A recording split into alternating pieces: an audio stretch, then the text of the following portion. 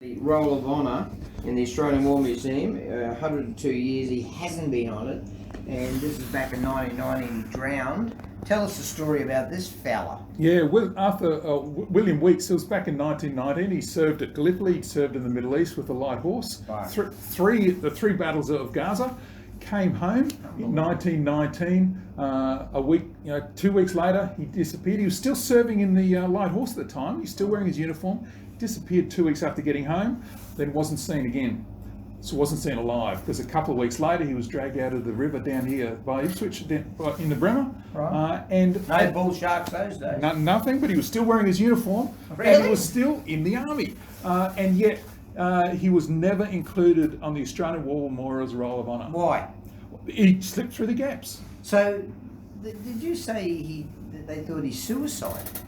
That's right. That's how it's been. You'd be right. He might have just. Remember those uniforms were really heavy woolen. He might have just slipped off his horse. Yeah. Well, there was investigations at the time, and that's what was decided at the time, and it kind of makes sense because it was awfully. There was a lot of guys coming home, and that was their fate, unfortunately. Well, they had. Let's call it shell shock back those days. Today it's called post-traumatic stress disorder. Yeah, that's right. And there's a lot big family in the Australian Defence Force now to look after. But back then, it just wasn't the same. They'd just say, "Hey, mate, just get on with it. Just get on with it."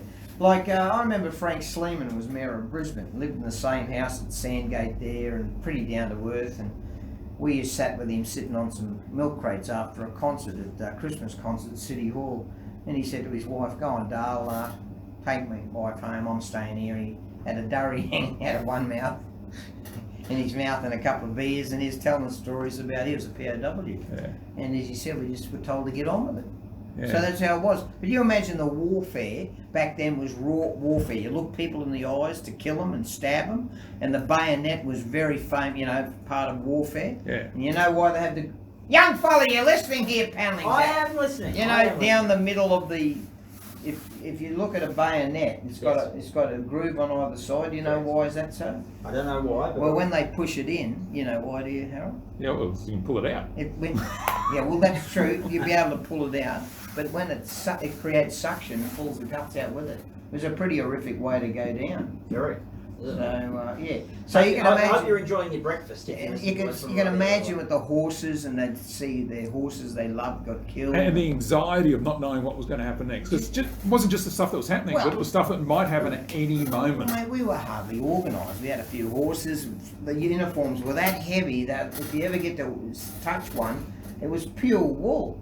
And they had gaiters on, and So you can imagine when William fell into the Bremer River, how heavy that was. Well, he'd gone straight down. And of course, back those days, people weren't great swimmers either. They dog paddles to swim. Yeah. Because we brought the Australian crawling, which is freestyle. Yes. We've done it again, us Aussies. In fact, it was a Queenslander. And I just threw that in. I'm not sure about that. But I think it was Fanny Durack, wasn't it? Anyhow, see, I am a walking, talking history buff. Well, I make a lot of it up, but if you can make it sound as though you know what you're talking about, people will say it with believe confidence, that. and it's true. Exactly. I'll make a good politician. So, Yes. Ernest William Weeks, is there any locals up here from that family? Yeah, there's still locals, from what I understand, up on the north side related to You them. going to tell them? I've tried to, I just haven't been able to contact them because I've been able to track them down to the late 1990s up onto the north side of Brisbane, but I haven't been able to find them recently. I've spoken to Paul Taylor from Channel 9 News, and I've told him about this story. We need to get it on TV before Anzac Day. Yeah, and in fact, the commemoration has started because he's already on the Australian War Memorial Roll of Honour now. You're going to take credit for that. Yeah. But importantly, also, if you've been watching, if anyone ever goes down to Australian War Memorial at night, the names of Australian war dead, one at a time, are projected onto the building. And William Weeks, for the first time, on the 7th of August 2021, his name will be up there for the first time. It should have been going for 102 years. That is so sad, but what a great thing to... this man fought in a war, fought a few battles, so he saw some horror. He got shot at, he shot back, and he deserved to be recognised because the light horse were very, very brave in what they did. And they weren't allowed to bring their horses back. They were told to destroy them. I think they brought one back, didn't they? That was a general's horse got brought back, but the rest had to be sold, or most of them actually took them out and shot them. And he was a Queenslander.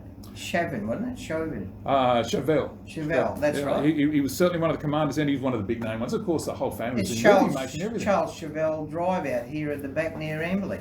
Yeah, that's right. Both Yeah. they're all locals, Where then. am I going? Ipswich You're is the right. centre of the universe. Ipswich is not only the centre, Harold, it's the bowels. It's the bowels of Ipswich. Some would say it is the bowels of Ipswich. No, it's a great place. We love it. Harold H. Peacock is a legend. He's a great historian. Why don't you others mainstream media idiots get onto this bloke and have him on your program? It's Come on, Campo, you need him on your program. All right, it's 8:31. Let's go straight to the news.